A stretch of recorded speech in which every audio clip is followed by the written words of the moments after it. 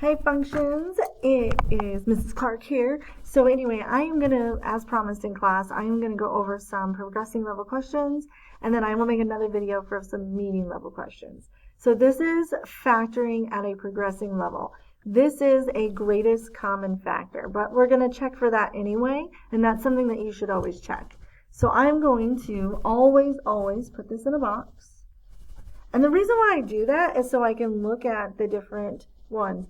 And then I always check, let's see, let's just look at the coefficients. Well, I can divide 8 by 8, and I can divide 24 by 8. So I'm going to go ahead and pull an 8 out. And then I have an x here and an x here, so that means I can actually pull out an x.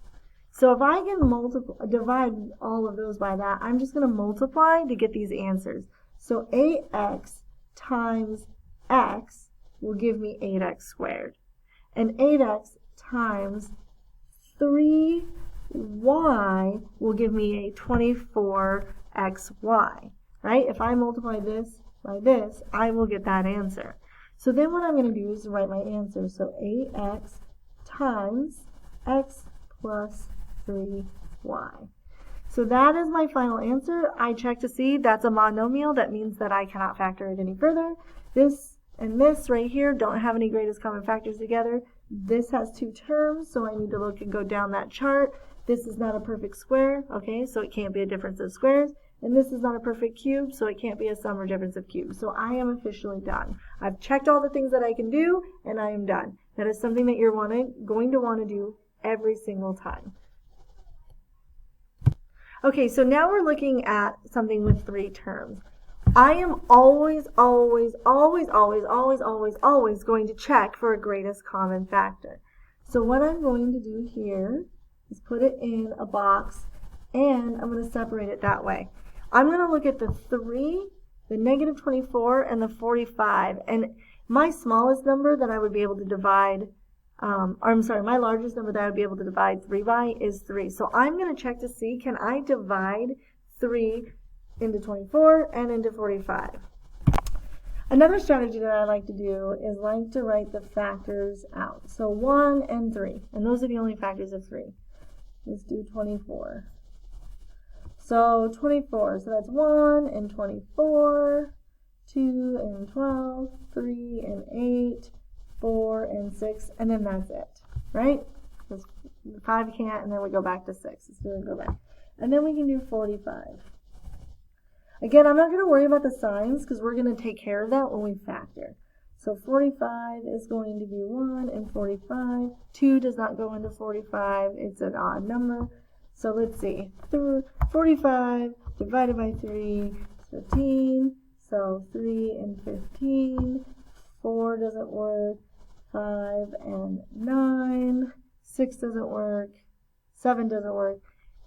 8 doesn't work. 9 does work, so we circle back up. So if I look at these, my greatest common factor is 3. It's the largest one here. It's the only one that matches here, and it's the only one that matches here. So I am going to, and this number is positive, and since this number is positive, I'm going to pull out a positive 3. Now they all don't have an x, so 3 is the only thing that I can pull out. So then I end up with 3 times x squared gives me 3x squared.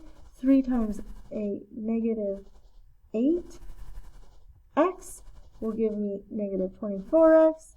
And 3 times, and we said it was 15, positive 15 will go right there. So then my 3 comes down, just like the 8 came right there. So we're going to write, I guess like this, hold on. We'll do 3 times x squared minus 8x plus 15. Now, we have this factor. We know that that one's totally factorable. It's a monomial. It's a number. We can't do anything with it. But this has a couple terms. Can I think of a factors of 15 that will add up to negative 8? Well, let's try that. So that means we're going to do box and diamond. So let's do that over here. So the box and the diamond. Again, I write my x squared here. I put my 15 here. And my middle term, negative 8x. So then I need to multiply those two terms, and I get 15x squared. And since I'm multiplying to a positive and adding to a negative, that means I'm going to have two different negative numbers, and I'm going to have an x with those numbers. Okay, so factors of 15. Well, we got 1 and 15, 2 doesn't work, 3 and 5, 4 doesn't work, and that's it. So, let's move this there. So 3 and 15, if they're both negative, those add up to 8. So I'm going to have 3 and 15, or 3 and 5, excuse me. So I'm going to write negative 5x here and negative 3x here. Now I'm going to do my GCF. My greatest common factor between x squared and negative 5x is just x. And x times x equals x squared. X times negative 5 gives me a negative 5x. And x times negative 3 gives me a negative 3x. And just to make sure I'm checking my answer, negative 3 times negative 5 equals positive 15. Woo! We're good. So now I'm saying this is still part of my answer times x minus 3 times x minus 5. This is no longer factorable. It's done. These are both prime. They don't have a greatest common factor. This is not a perfect square, and this is not a perfect cube. Same with this one. No greatest common factor here. This is not a perfect square. This is not a perfect cube. I'm done. So that is my final answer. All right, you crazy mathematicians, this is what we're going to do now. We're going to look at this one and see if we can do a greatest common factor. So if I put it in a box, they don't have anything in common, so that's not going to work. So I'm going to go ahead and take it out of the box. Now it has two terms I need to check. Is x squared a perfect square? It is. Perfect. Is this a minus sign? It is. Perfect. And is 9 a perfect square? It is. So then that means what I'm going to end up doing is I'm going to take the square root of x squared and the square root of 9, and I'm going to plug them into my parentheses. Again, with a difference of squares, so that's what we're doing, a difference of squares. There's always a plus and a minus. The square root of x squared is x because these cancel out, so that goes in the front. And then the square root of 3 is the square root of 9 is 3, so that goes here.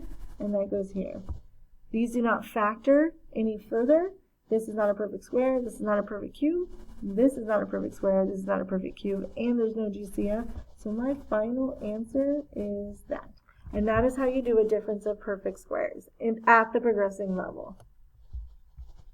Okay, so I have 64m cubed minus 1. I'm going to go ahead and check for greatest common factor. 64, nope, that 1 kind of throws everything off. Okay, so now what I'm going to do is check.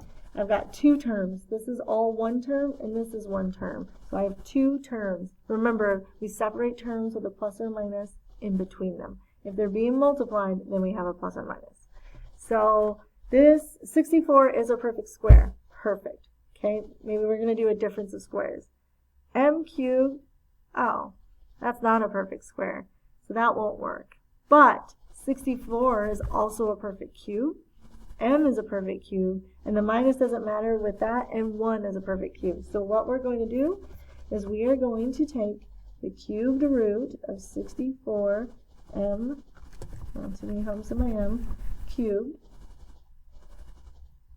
And then we're going to take the square root of 1, or the cubed root of 1. Now, remember when we're doing difference of squares and sum and difference of cubes, we don't have to worry about the signs because our formulas, that thing that we memorize, will take care of the signs. So we're just going to take the cubed root so we know what those are. So we need to remember that the cubed root of 64 times the cubed root of m cubed, these things are the same. I just know that I need to do both, and this doesn't change. So the cubed root of 64 is, if you look at your table, it's going to be 4. And the cubed root of m cubed is just m. And then the cubed root of 1, so 1 times 1 times 1 is 1. So is 1. Alright, so now we have our first term and we have our second term. Now we just need to set up our parentheses. So first we have a binomial, and we're going to keep the sign the same, so a minus sign goes there. Then we have our trinomial, the second part of our formula. So we keep the sign the same, we change the sign, we're going to end on a positive note, we square the first term, we square the last term, and both are going to go in the middle. So remember that. So the first term goes here, first term goes here and here, second term goes here, here, and here. So I'm going to write it out so you can see it. But then when we set up our parentheses, we have our binomial. Remember that first part of the formula. We keep the sign the same. We change the sign, and we end on a positive note. We square the first term, we square the last term, and both go in the middle. So try to remember that. So our first term is going to go here. It's also going to go here, and it's going to go here. Our second term is the 1. So 1, 1, 1. So now we just have to simplify. We're going to get 4m minus 1 times, now remember 4m squared is really 4m times 4m. So that is 16m squared. 4m times 1 is 4m, and 1 times 1 is 1. And then that is our final answer. And the reason why I know it's my final answer is there are no factors of 16 that are going to add up to 4. And this is already done. So when we're doing a sum and difference of cubes, we should not be able to factor. We've already checked for the greatest common factor, so we can be fairly confident that we're done. Okay, so that was a couple of problems at the progressing level. My next video will be a couple of problems at the meeting level if you still need those. Please feel free to reach out to me or Ms. Wadley and ask questions. I know that I went through those, but these all should be reviewed, and I just want to make sure you have an additional practice, an additional resource to prepare for your test. Thank you. Don't forget to hit like and subscribe, because I'm going to be a YouTuber, so don't forget to do that. But thank you guys, and I will see you all next week for the test.